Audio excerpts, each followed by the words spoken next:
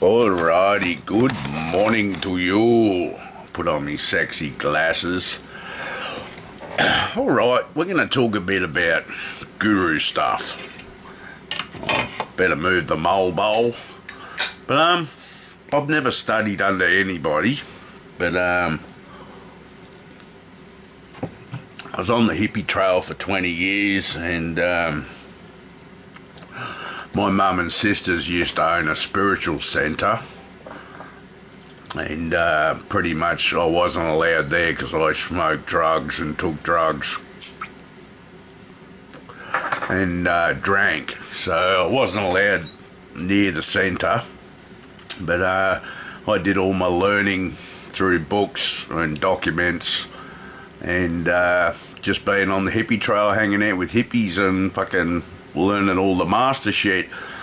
But the key is, right, everything is made of atoms, okay? Everything around you, every molecular structure, like my table next to me, my bed, that's a molecular structure. The table's a molecular structure. It's the density and the shape that creates a molecular structure, but they're all made of atoms. And the main atom in our third dimensional world is carbon. And carbon's a beautiful atom because it can house 4 other atoms with it. It's got 4 car parking spaces. Now, besides everything being atoms, now atoms have got a neutron, proton and electron. And the electron and I'm pretty sure the proton go around the neutron. Or it could be the neutron. There's 2 of them. They spin around one of them, and they're electrically charged. Now, in between atoms are things called quarks, and they pretty much hold the atom world together. Now, remember, for every one atom, there's an antimatter as well. So there's antimatter, dark matter. For every atom, there's an anti-atom. And that's where your other dimensions are, and demons and the dark side pretty much exists. They come into our side, into matter sometimes, but yeah, they generally can't exist without the other ones. That's why evil and the light need each other, basically. So always remember that. But here's the key. You are made of atoms as well. Now, everything around you is vibrating. Every atom is going woo. Every quark is going woo. And they're all giving off frequencies, right? Every molecular structure gives off a different frequency. Now, this is how I'm teaching you Feng Shui. Now, you put things in your house and they give off frequencies like plants, shape of key of life or something like that in your house or at your front door, and this is your Feng Shui. This is how you Feng Shui your place. You place molecular structures around, and you know they're atoms and they're all vibrating, and they give off frequencies. Now, here's the beauty about it. You're giving off frequencies and receiving them as well. Okay, now your body's made of atoms and also vibrating and oscillating as well. But you've got 7 key energy points in your body, right? You got your crown chakra, your third eye, your throat chakra, your heart chakra, your solar plexus, your sacral chakra, and your lower chakra. Now, these have got vortexes coming out behind you and in front of you, and they receive frequencies and also give off frequencies. Now, if you've had a lot of baggage or emotional times in your life, your heart chakra won't spin correctly. If you've got a lot of emotional baggage, if you've got PTSD like me, your solar plexus won't spin properly. That's your stomach, your gut instinct. That's where you hold all your fear and your anxiety. So that's a good one to remember, your solar plexus. But these energy centers, they spin. Girls spin one way, guys spin the other. That's why when we have sex, we share energy, and then there's a whole lot to do with tantric sex and the kundalini. But yeah, so you're vibrating, and you've got these main energy centers in your body, and they're all giving off a different frequency, and yeah, every atom around you is giving off frequencies as well. So you're in a frequency world, basically, a world of frequencies, high pitch, bloody woo, yeah, all around you. Everything's oscillating and vibrating, and yeah, you are too. But there's a thing called the Kundalini Serpent, and that sits at the base of your spine, and after 49 days of gestation, when the sperm goes into the ovary, the liquid that makes your lungs and your brain goes and sits at the base of your spine. Now, the yogis call this your Kundalini energy, and the key through meditation, tantric sex, just something really big happens in life can do it as well, but your Kundalini rises up through your chakras. And that's the key to enlightenment. It'll come up your lower chakra, up your sacral chakra, up your solar plexus, up your heart chakra, up your throat chakra, open your third eye and open your crown chakra. And this is called becoming enlightened. Now, there's only about 100 people, probably 200 people that's ever been enlightened, and a lot of them are in India and Tibet. Yogis, you'll find, have enlightened themselves. But that's the key to life. Apparently, once you've learned to enlighten, you can cure yourself, you can cure old age, you have wisdom, you're happy, you're content, bliss. So, yeah, it's a bit of a key role. But if you manage to enlighten yourself, you don't have to reincarnate to learn your lessons again, which is a bit of a beauty, because I'm over fucking living, 49 years and I'm bored shitless. But, yeah, so that's your Kundalini rising up through your chakras. But you got to have all your chakras spinning correctly and their vortexes coming out and giving off the right frequency. So if you, it's just like going into a garage and getting your hooked up to the computer and make sure your pistons are firing all at the right frequency timings. So when you go get a Reiki healing, and that costs you about $80 to $100, and you do 3 of them within a month, and should tune up your chakras. You'll find after your first Reiki session, a lot of snot will run out of your nose, and a lot of emotional stuff will come up after the Reiki healing. That's because you're getting rid of all the toxins in your body and dealing with emotional issues. So that's what Reiki healing's all about. So it's good to find a good Reiki master, and yeah, get that done. But you do it, go in for three sessions in a month, do that once a year, and clear out your chakras and get them spinning correctly. You'll feel better. And another thing, if your chakras aren't spinning correctly and your energy's not flowing, your chi, you'll end up getting sick. You'll get disease. So I smoke, so my prana's fucked. Yeah, me and God have had arguments about me smoking and trying to be a guru, but I can't have a smoking guru now, can you? But yeah, God doesn't like me smoking because it's killing me. But yeah, your breath is called prana, and through breath and meditation, you can raise your kundalini as well. But remember, everything's vibrating, everything's made of molecular structures. You know, now understand Feng Shui, like a waterfall will give off a different energy, a water pond out the front will give off energy in your garden, crystals, big crystals.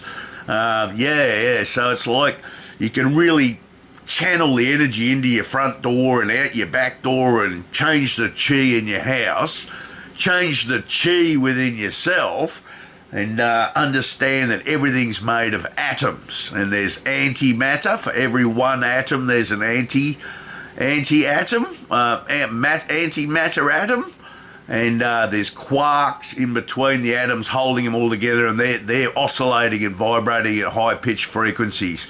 Now, the 7 archangels are the gods. I don't care if you go, look, God's God. Without the 7 archangels, God can't be God. Yeah, pretty much. Even the Anunnaki, who are meant to be the alien gods who made us, they have gods as well, and they are the seven archangels. Without them, they can't do all their shit or even survive. So the seven archangels are fire, wind, water, earth, electricity, magnetism, and gravity. Uriel, Raphael, Gabriel, Michael, and I don't know the other three. But they're in all the atoms. Okay, they're the energy that in the atoms. They're like the Holy Ghost. And it's just a big fucking movie that you're in, and they're your props. The seven archangels are your props for your movie. They give you breath, earth to stand on, water to drink, food to eat, shelter, all provided by the seven archangels every day. And I bet you don't even give them thanks for one morsel of food that you've eaten in your whole goddamn life. You've never even thought, shit, man, there's energies and there's seven archangels who made this food and give me breath and give me a house to live in and, yeah, earth to stand on. So they're pretty important. But if you give them praise, if you want to learn how to praise the archangels and invoke them, get an incense sticks, doesn't matter what type. Get a crystal, quartz crystal, or any crystal you want. Get a nice crystal bowl and fill it full of mineral water, and get some tea light candles and light the candle and float it on the water. And yeah, you just go, thank you, archangels, for giving me my food, my breath, my house, my earth to stand on, my dog, my mum and dad, whatever you like to say. And do that as a daily ritual, and you will invoke the archangels into your life, and you watch things will change, because their energies, their seven archangels. Look, aliens don't need spacecrafts, trust me. They don't necessarily need spacecrafts. They can be an energy coming from another planet to our planet and going, ooh. Yeah. So there you go. It's all energy and frequencies. We're living, the third dimension is frequency. And it says, I am the Alpha and the Omega. 224 448 712 936 and 1200. The beginning and the end. It's just a frequency, man. That's the frequency to all frequencies. So, yeah. But I thought I'd share that with you. But if you can get your Kundalini raised, we'll do it. Tantric sex, look that up. If you got a missus, that's good. You can actually do masturbation, tantric sex as well if you haven't got a partner.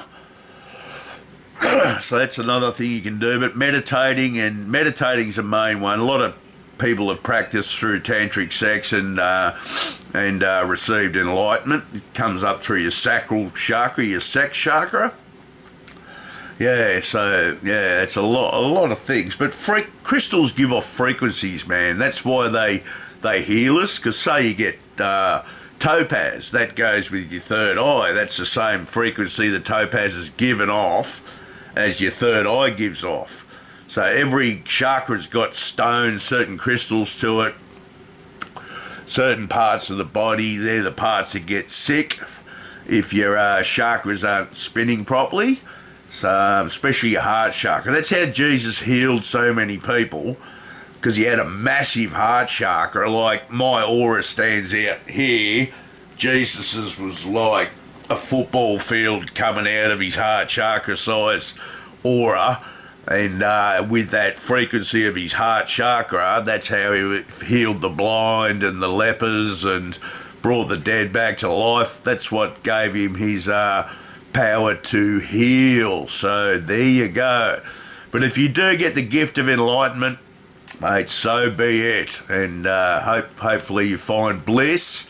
But heaven's on earth, man. Don't have to die to go to heaven. You can have heaven on earth. So that's the key. So don't think that you're going to die and go to heaven and go to hell. There is heaven and hell. Yeah, it certainly is. But you can have heaven on earth, so you get a double heaven if you have heaven on earth and then die and go to heaven too. So, but yeah, when you die, your body, your soul's just energy. It's a frequency. and it leads through your pineal gland. That seat of your soul, they call it. And your soul, when you die, leads through your pineal gland. Your pineal gland makes DMT, so the death experience isn't too traumatic for you.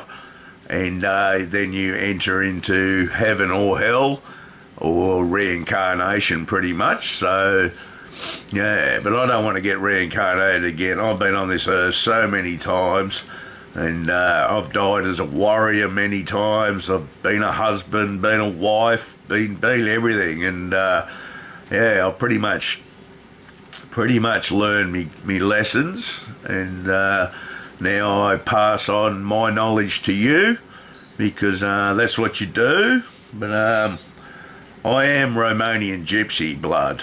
My great-great-grandmother was a Romanian gypsy, and this bloodline that I have is a healing bloodline. We come from a bunch of healers. That's pretty much what gypsies are. And yeah, I like to share my healing knowledge and be a bit of a healer, because I've been a warrior.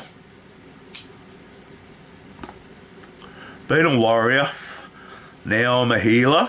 I'm in my healing stage. Heal myself from being a warrior, and heal other people and pass on the knowledge. And then the next step after healer is king. So that's how a man should live his life. Warrior, healer, king. And yeah, you'll be right. But good on the gypsies for sharing the knowledge, eh? Makes me a bit of a gypsy king now. Righto, guys, hope you're getting enlightened. I hope it helped you heaps, because I've been up since 12:30 last night. It's now 6:20, and I've just been sitting in the dark thinking and smoking, and yeah, this PTSD and dreaming is just crazy shit, man. But I chose to be a soldier, so I've got to put up with it. Alrighty, guys, you rock on hard, and don't nothing let you fall. Don't fall!